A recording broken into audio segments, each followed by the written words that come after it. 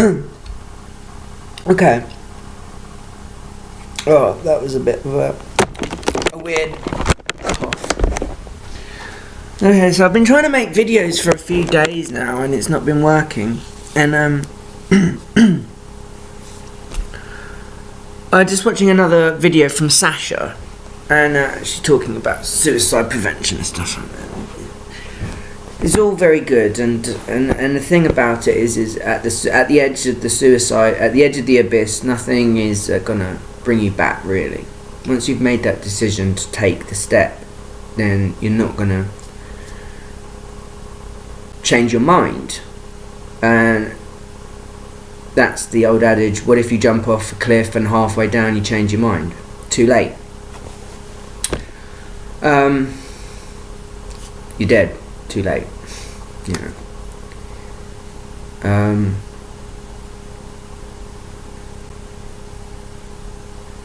And her site's mainly about narcissism.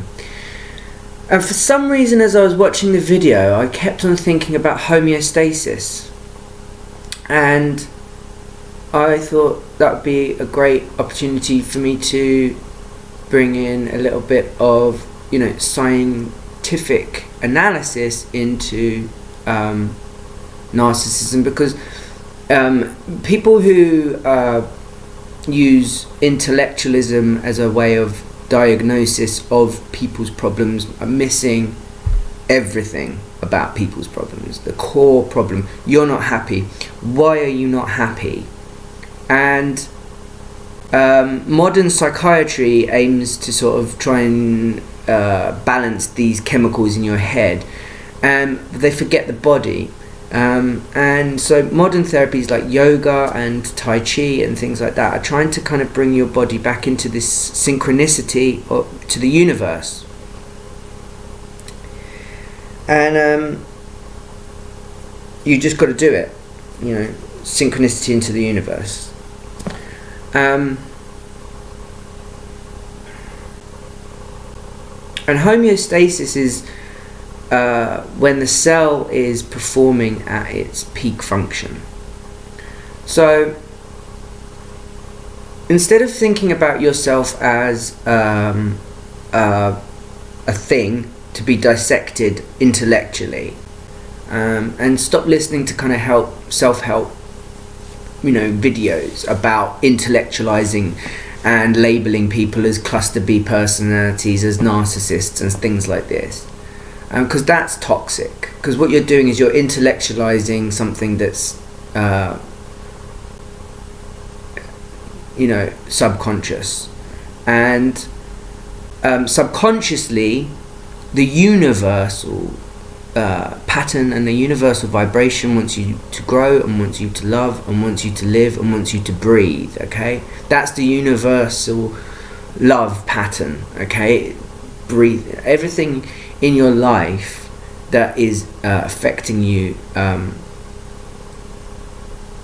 is getting in the way of that. So that's what people are kind of saying: the narcissist will do that, the narcissist will do that. So instead of thinking about it like the narcissist, try to think of it like homeostasis, and what it is you're doing in your life that you can balance within your life. And then notice if once your homeostasis is sort of complete and you're in a place where you're happy,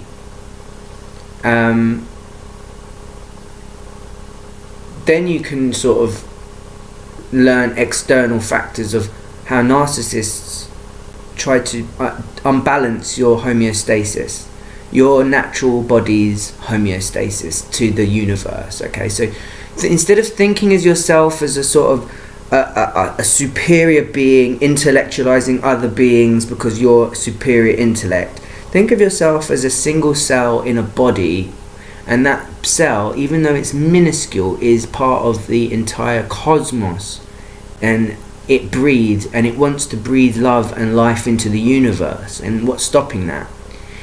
And I have a trapped nerve in my neck, and I talk about this on all of my videos and how it affects my everything, intellectual kind of ability to be able to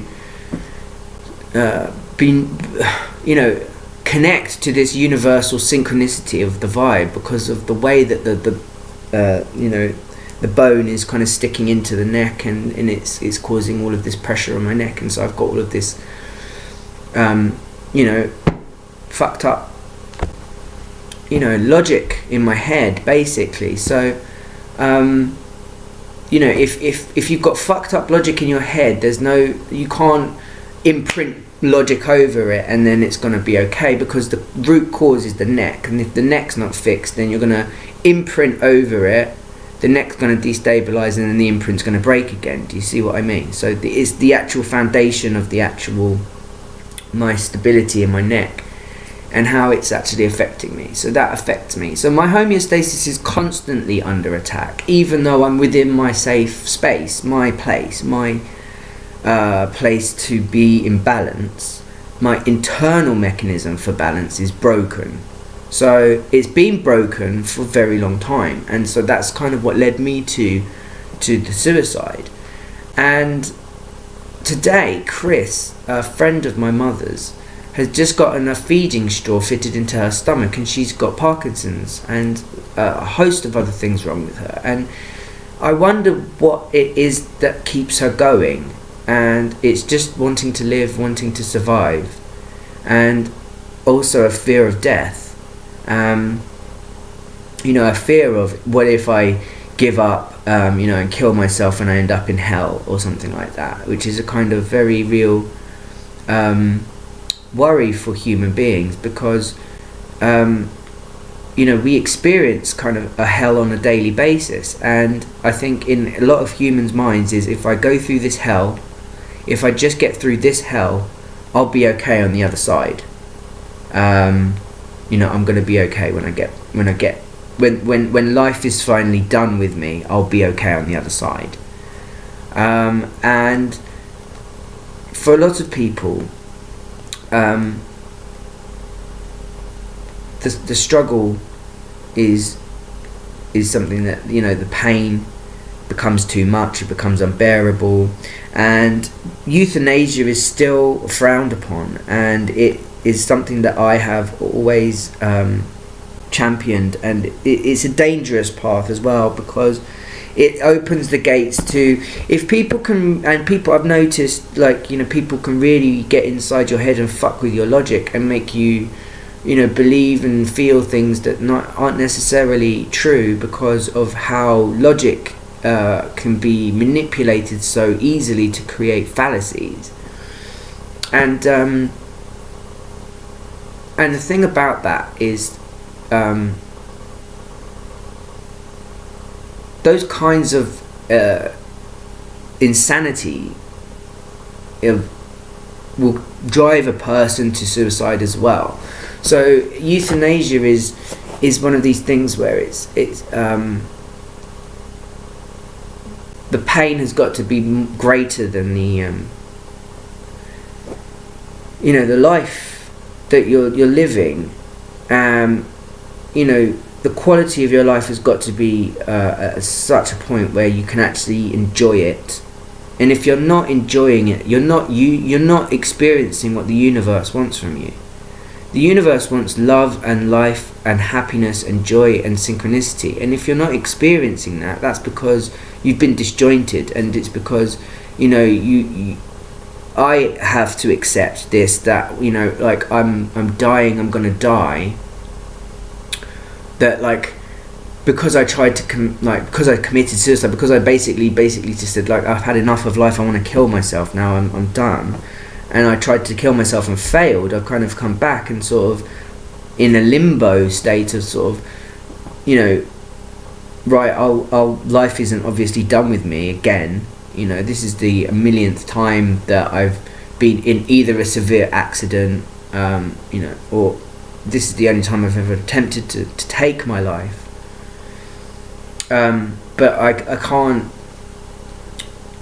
explain how that kind of affects you when you have a near-death experience, and you experience death, and you experience that, and then it's gone, and then all of a sudden you're back again, and you think, okay, I'm going to try and make the most of it this time, and you do, and then there's more setbacks and more setbacks and more setbacks, and you just think that connection to the universe is not happening, that synchronicity to the universe is not happening.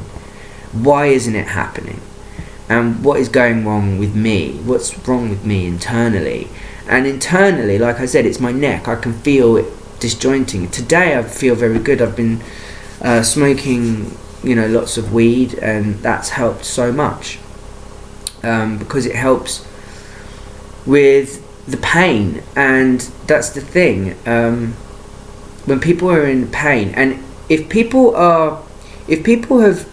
heads have been fucked with on a very real level, and this is something like, I'm not exactly sure, like someone like Sasha can understand. I know she's a very intelligent person, but again, I don't know her on an individual level, on a personal level, and so I can't speak for her experiences, but I know what I've been through in my experiences, and I know that people can fuck with your head, and I know that people can get inside of your head, and they can make you believe these things, illusions that seem so real, that can drive you to insanity. And this is the kind of thing that people experience intellectually as they grow older. But people who have got physical ailments on top of that,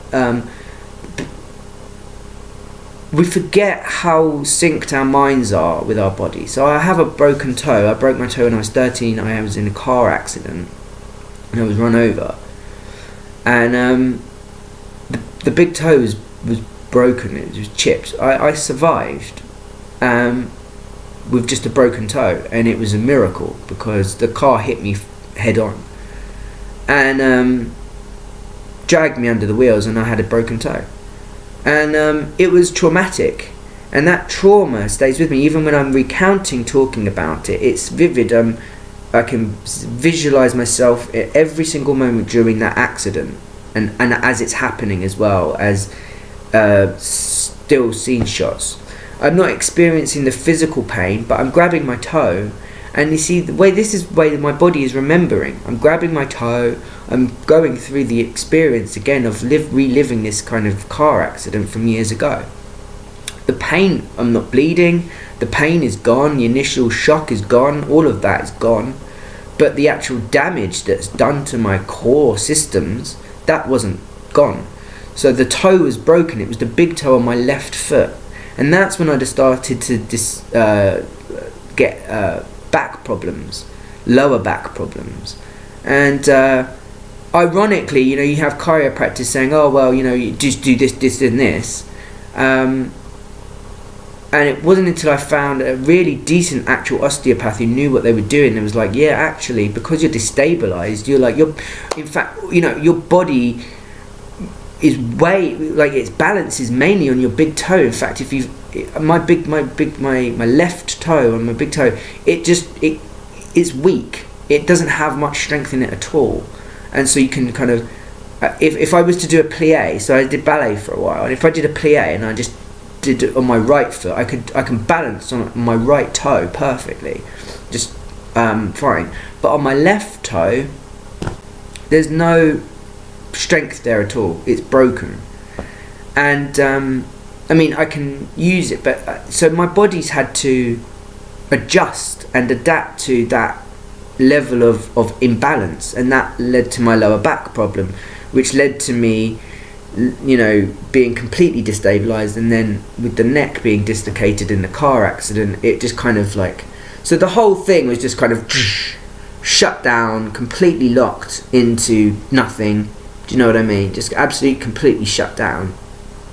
And the car, everything, the neck is shut down and everything's just and you're like, and that's me right now. I'm just in complete lockdown and I'm in complete shock.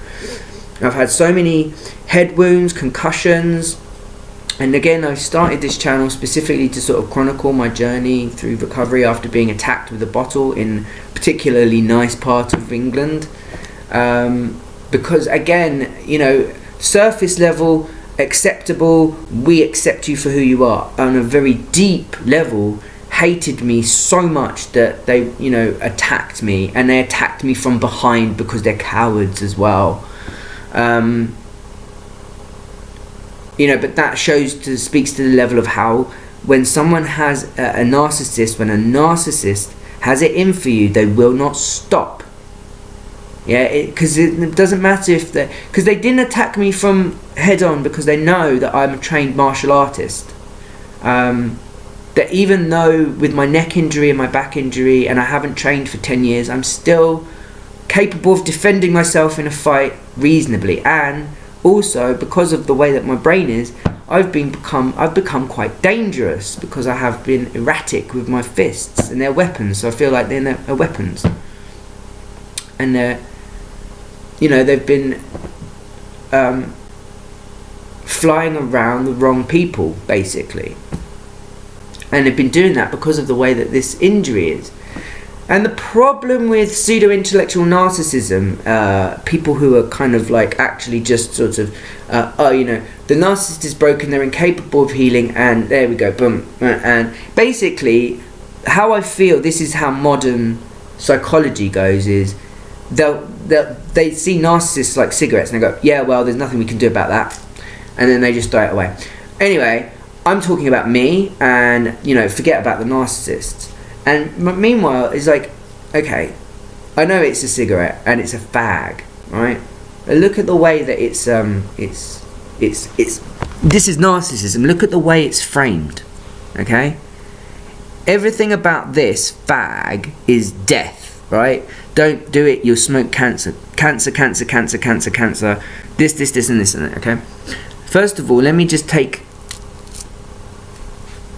the civilization part out. Yeah, that's your pseudo-intellectualism, and your filtering it, your attempts at society of trying to filter out something, okay, what they consider to be badness, okay. And then we'll open up, we'll get rid of the paper as well, and the paper, that's wrapping, that's okay. And then we'll get into the tobacco. This is the dirt, this is the earth, okay? This is earth, okay? This is from the earth. This is the tobacco of the earth, okay? This is sacred, okay, to the earth. It's a sacred plant. In fact, the Mexicans and the American Indians, the ancient peoples, they actually had a mythology where their ancient goddess sacrificed herself for the land because the crops weren't growing, and the year followed, she told her sons to kill her and drag her body across the land, and from the land grew all of the vegetables and corn that they needed, but it also grew tobacco, and the tobacco represents her sacrifice, her death, okay? Now, I know that this tobacco is the processed tobacco that you get in cigarettes, and actually, if you analyse it, it's disgusting. You've got a lot of nasty shit in there. But actual tobacco, and that's the thing. Here we go. We'll deconstruct it some more. The actual tobacco plant, the plant itself is pure. It comes from the earth. It has the earth and the universal spirit within it. It comes from our planet, okay? And the story of the goddess is to help us understand that, okay? And then second of all, is what we do is we process it. We do what humans do, and then we put our chemicals into it, and we put our filters onto it, and we try to extract everything out of that thing that we think is bad, and then what we're left with is even worse, because we've filtered out everything that we've considered is bad, and we've left us with just this kind of processed shit. And so we're not even getting the full experience of tobacco. So if you are going to smoke tobacco, smoke, you know, tobacco from a pouch that's actually grown and isn't processed with chemicals, that isn't actually processed with things like that. And you'll enjoy the experience of smoking the tobacco because it's a sacred ceremony. It's connecting to the moment of that goddess death, her sacrifice to bring life into the world. And if you can't connect to that on part of your like femininity on a very deep level, then you've kind of like lost your way on what it is, on how far a woman and a mother and a goddess will go to bear for her children. And when her children are sick and dying, she will give of herself. And the problem with this pseudo-intellectual narcissistic bullshit is you just label every sick child a fag to just be thrown away and discarded as if they were nothing. And that is the problem. And meanwhile, you're ad-libbing about how it's all the narcissist's fault, the narcissist's fault, the narcissist's fault, and it's so silly. It's silly, and it's the problem what I had in school was, you know, even though I was very smart, I was studying science and I was very gifted, you know, when it came to learning, I had to admit when I was wrong.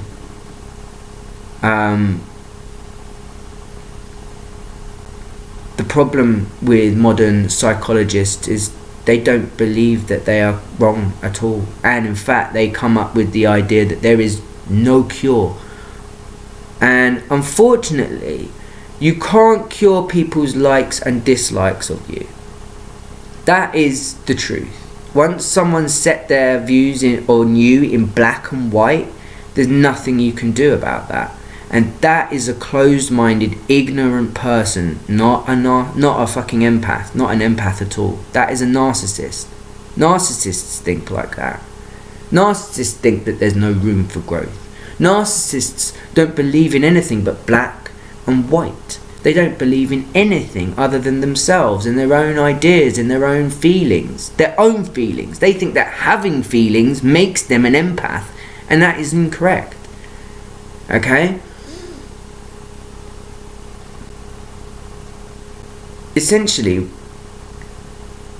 when your homeostasis is set, you realise that it's the externals. So from the perspective of someone who is just in this level of recovery, where I'm like, you know, recovering from another concussion, another head trauma, that the violence begot to me was justified in any way, that me fighting back in any way was somehow bad, you know.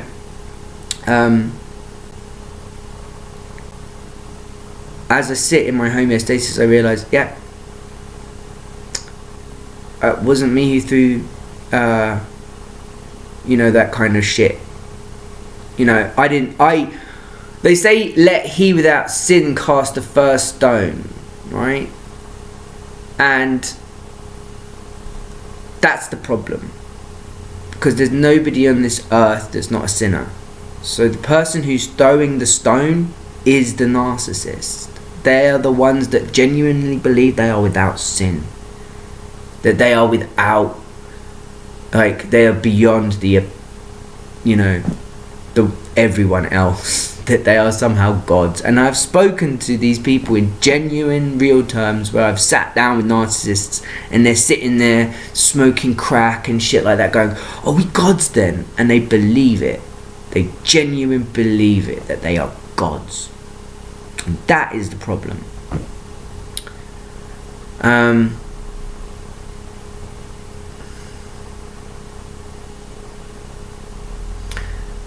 So, you know, I really like the concept of the tobacco and how narcissists will paint the image of it, you see. So, a sacred plant that's used for spirituality, connecting to the universe, has now been reduced down to something that is being linked directly to cancer. And the thing about it is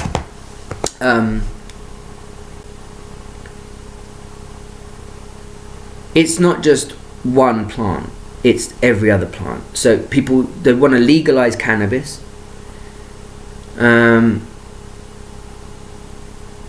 Here's the problem, and this is the thing about smoking weed as well, is you have your tobacco, which represents the sort of sacrifice and death, and then you have the weed, which represents the enlightenment and illumination of the human mind.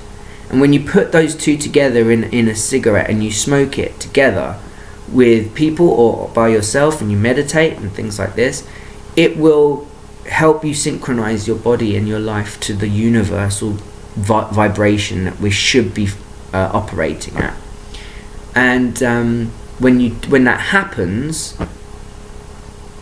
you know, you'll start to feel your energy change, and then you'll go outside, and all of a sudden you'll see other people's energies very strange, very different. It feels like it's not almost earthly. Like these people don't appear to be earth. Like they're just wearing a skin that appears to be human, because their energy is very high, and that's because not everybody has a kind of a mental health issue or destabilization within their body. If you're an empath, what you're doing is, what you're going through is a very internal journey, and people can't experience what you're going through. Other empaths may kind of empathize, and some people who have been in a car accident perhaps may sympathize, especially anybody who's broken a toe, a big toe, and felt that destabilization in their balance. They could sympathize with me on that. They definitely empathize with me on what it's like to be going through the kind of pain that I'm going through. But for people who don't have those kinds of traumas and in their past, they kind of grow up, and then their energy sort of naturally sinks. And so what you hear is these higher energy people walking around because of the way that their brains are kind of functioning properly, and the problem with that is they start to infer their own homeostasis as being expansive then, and that's dangerous, because then it's like I'm expanding in my homeostasis to envelop everything, and then you come across anomalies like who don't necessarily want to conform to your idea of what a man should be or what a woman should be, because of what we're going through internally, empathically, on how our journey is internally and empathically. And a lot of these people appear to be kind of very alien in their sort of ways of thinking, because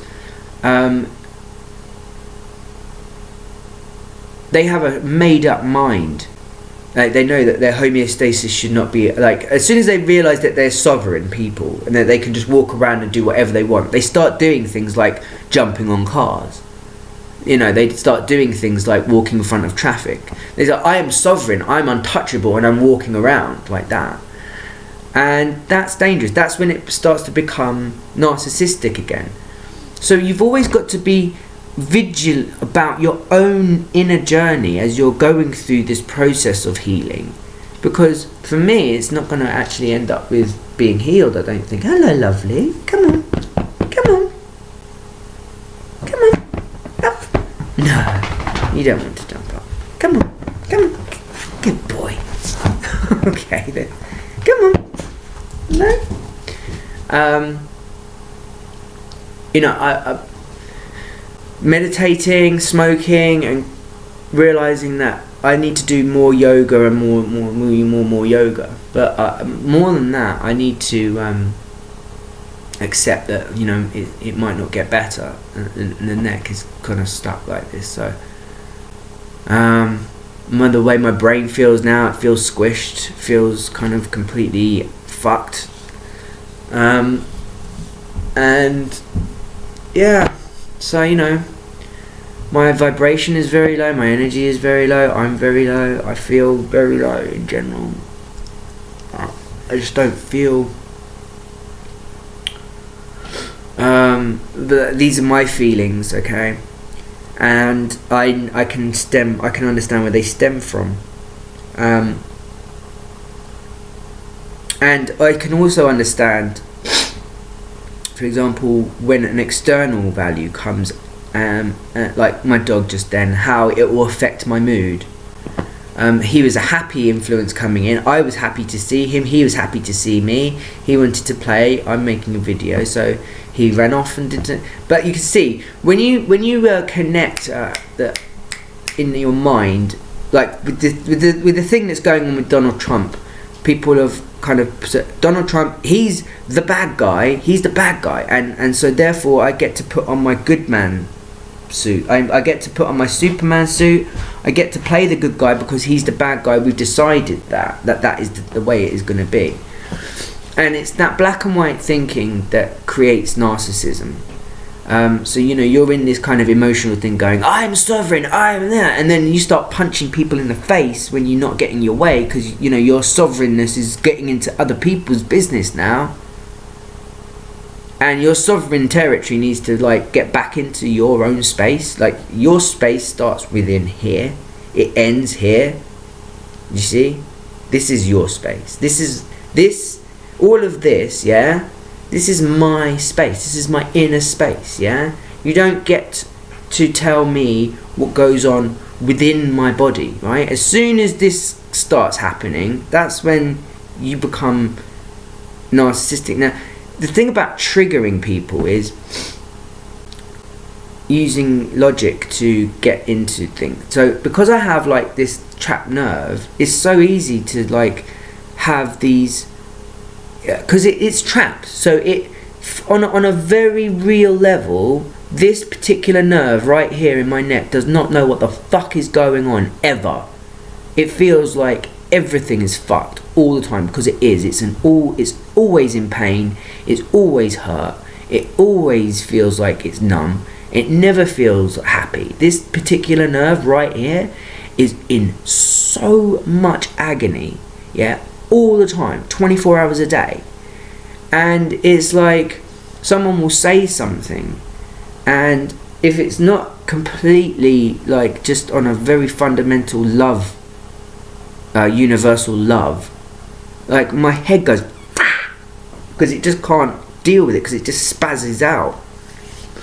And so it's like coming with logic, if it's an aggressive logic, my mind automatically spazzes out, no. And if it's a loving logic, my mind kind of automatically just puts up a kind of defense of just okay, you can stay there, but I'm ready. I'm ready in myself. That logic over there is not doing me any harm. My dog never does me any harm. So I know that logic over there isn't going to do me any harm. I'm relaxed. But as soon as I feel a vibration that's coming to me for harm, all of a sudden, I'm ready, and I can feel that vibration, and that goes over there, out of my personal space. As long as, and the thing is, my personal space can extend, especially in my own place, can extend all around me. The aura of a person. So you can even say your personal space can be more than just your inner space. And here's where you're working inside of yourself, right? But with the outside of yourself, you can actually expand. But as soon as you extend yourself too much, that's when you're interfering in someone else's space. And when you're interfering in someone else's space, that's when you start to kind of realize that's when narcissism really happens, because they are inserting themselves into. So my dog's maybe a little not. He could be a little narcissist when he came in right now and jumping up for attention.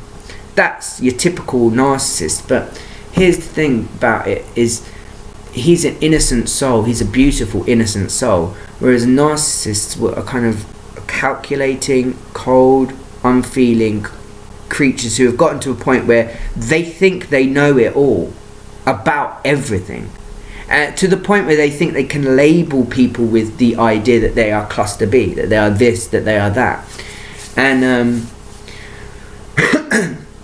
and this is genuinely toxic thinking. See, toxic people, everyone's got a brain, and as far as I can see, everyone's brain wants to do exactly the same thing, is create a kind of a place where they can be themselves free of judgment.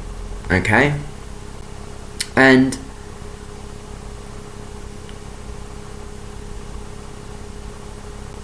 the problem is that doesn't really translate well if how you go about doing it is by hurting other people, physically, emotionally, mentally. If you need to break someone down, if you need to lock someone in a cage just to get them out of your life, you're the narcissist. If you need to build walls, to keep people out, it's because you're not kind of like engaging in communication. And so if narcissists don't want to communicate. And that's the thing about is communication is cluster B personality is that person has been injured, I don't want to help them. And that's the kind of experience I had with my girlfriend, who was a very narcissistic kind of person. She was very into her astrological signs, and she decided to take on the persona and the anima of a rat. And rats are by nature very uncaring, very unreliable, very promiscuous, and with that kind of interaction, when someone takes on the persona of an animal, it's kind of like giving them a free pass to just be shit.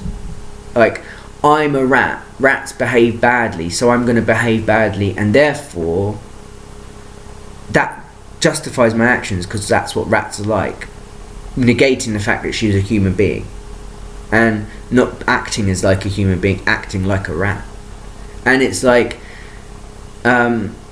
if we were rats, that would be fine, but we're not rats, we were human beings, so we're not, you gotta, if you want to be a rat, go be a rat. But we're human beings, and you're not being a human being.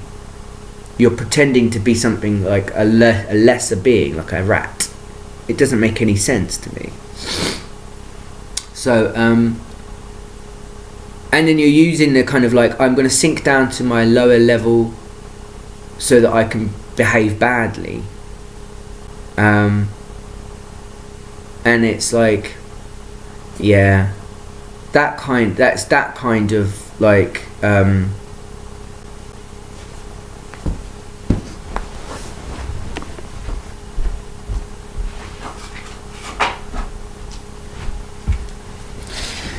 that kind of thing. I noticed that I pick up a cigarette, a processed kind.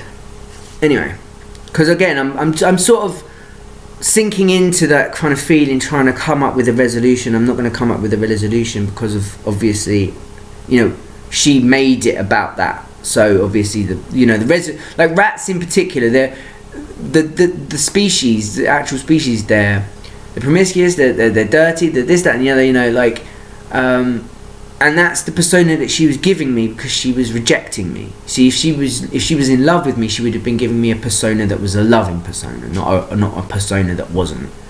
So she would have been a loving animal, like maybe a giraffe, or perhaps maybe elephant.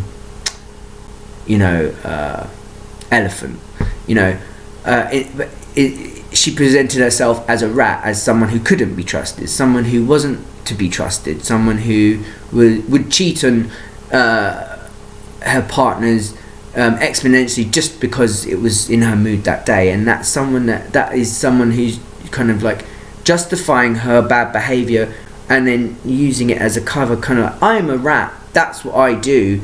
And that's kind of like that's basically narcissism.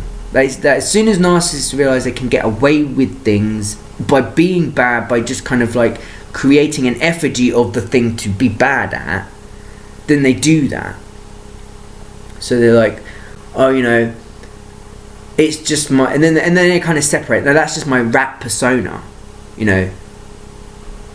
So I'm gonna behave badly. I'm gonna be a really shit.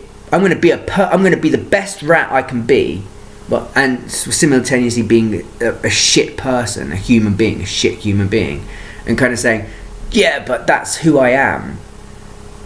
You know, you got, you know, so basically, you know, as an empath, you're the one that's sitting there dealing with wanting to speak to a human being, but given personas of like other animals instead, because they're not talking to you on a human level. They're talking down to you because they see themselves as being superior to you.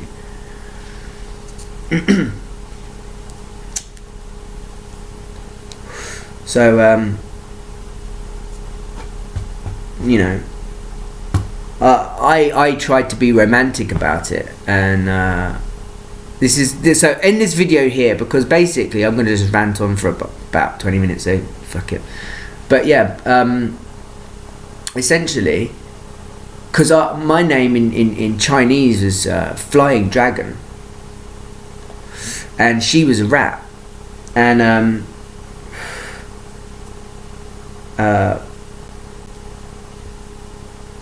in the story of the Great Race, a rat jumps onto the dragon's head, and the dragon swims across the river, and it's a race, and all the animals in the animal kingdom are racing across the river, and Buddha says whoever gets to the other side will be the ruler, and the rat jumps onto the dragon's head and then jumps off at the very end, and the dragon is cheated out of his victory.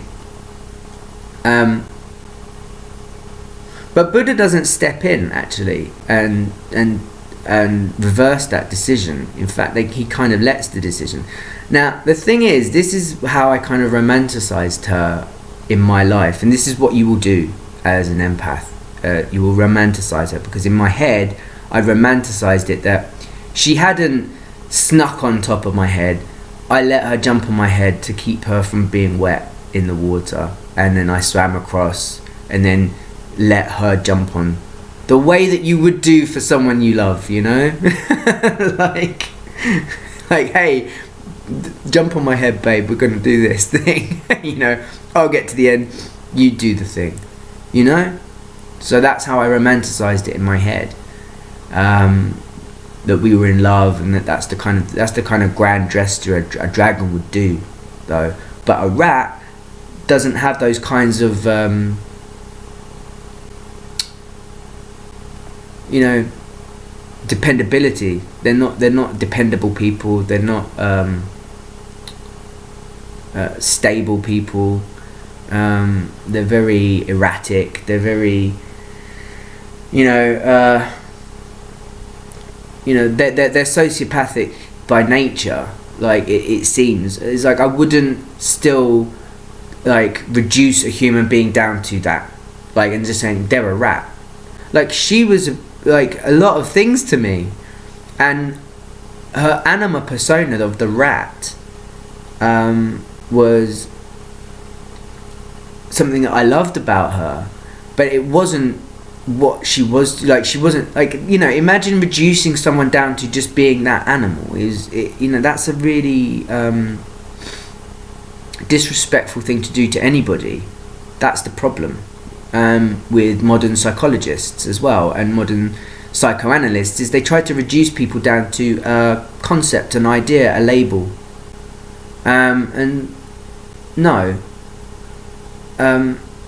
because I can feel my body and what I've been through in my journey as I've lived, and how it's affected me mentally and how it's affected me emotionally and all of this. And right now in homeostasis, I'm able to reflect on all of that, and how one thing goes wrong here or there and your whole life is fucked. In fact, we were watching a video the other day, and this is a gift that we've seen on the internet for fucking generations, right?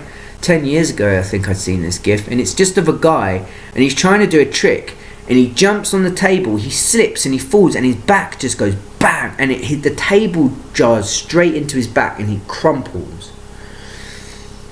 I've seen so many videos like that of gifted people, skaters, or, you know, rollerbladers, you know, one day they're on the top of their game, they're doing everything perfectly, it's as if they're like possessed by God themselves, has come down and possessed their body, and they're just doing everything perfectly, and then all of a sudden there's a stone in the road, something there, a slip, bam, bam, and then all of a sudden, all of those years of gymnastic training, all of those years of athleticism gone, paralyzed, paraplegic. Oh yeah, I lost my arm, I lost my leg. And it's, how do you cope after it? How do you cope after the fact? After you're not perfect. You know, after your shine has worn off. And it's the Rodney Mullen. I'm going to bring it back to Rodney Mullen again, because Rodney Mullen went through that. He was best. And if anybody has any doubt about what it is to recover, to be a real genuine recovery, and what it's like to have your life taken away from you, and what it's like to have to try and build it back up, even though everybody around you is saying you've lost it and you're shit. And that is heartbreaking, because then people are going to label you as a narcissist. And if you're dealing with that deep heartbreak on your own, and you're being labelled as the one that is the one that, you know, that's doing that. Do you see what I mean? You know, it's like I'm looking at my Batman shirt. It's like blaming Batman for his parents dying. It's like, yeah, it's your fault your parents were killed. Like, you're a narcissist. It's like, fuck, man. Maybe Batman. I've made the case that Batman is the narcissist so many times, though. He's incapable of being able to get over his childhood trauma. That's it, right? But we always kind of proclaim that the Joker is the narcissist because he's crazy, right? But they're both narcissists in their own way, you know? Both of them are trying to overcome some kind of trauma.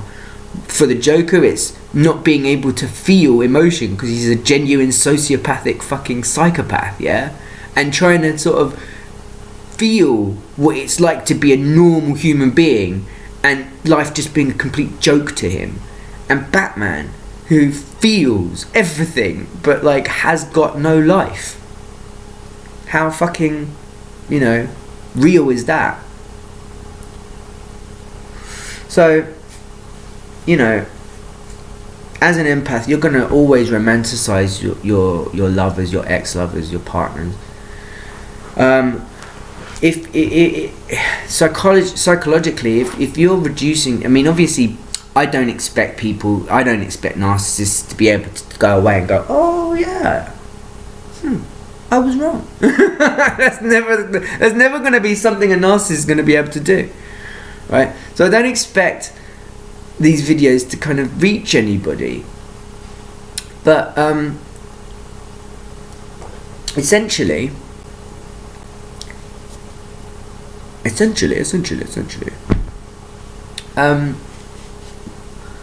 when you think like that, it's negative and it closes you off. You've got to think positively, in that it will reach someone, even if they don't necessarily get the message. It will reach someone, even on a universal. Just sitting here, looking at myself, you know, in my space, in my place that's safe for now, because nothing is forever, unfortunately.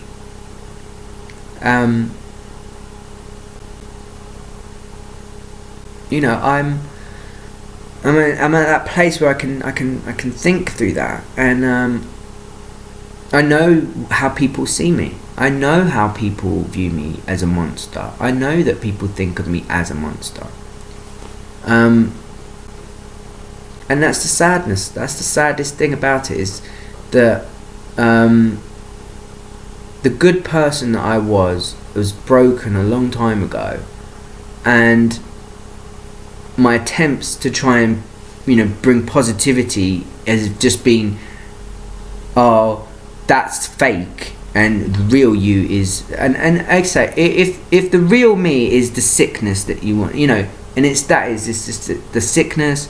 You just want the sickness. You just want the you just need a monster to fight. You don't need a lover or a friend. You know, you don't. You just need a monster. You just need a punching bag. And that's the thing, is like, When you realise that that's really all they want from you, is to just take out their frustrations about their life on you, to just beat you up intellectually, emotionally, physically. It doesn't matter what, if they can get to you, if they can destabilise you and they can hurt you, if they can make sure, if they can push your buttons. So it's like, they don't want you in homeostasis, they don't want you happy, they want you miserable and hurt like them, so that they can put on the facade of being better than you, because they're not.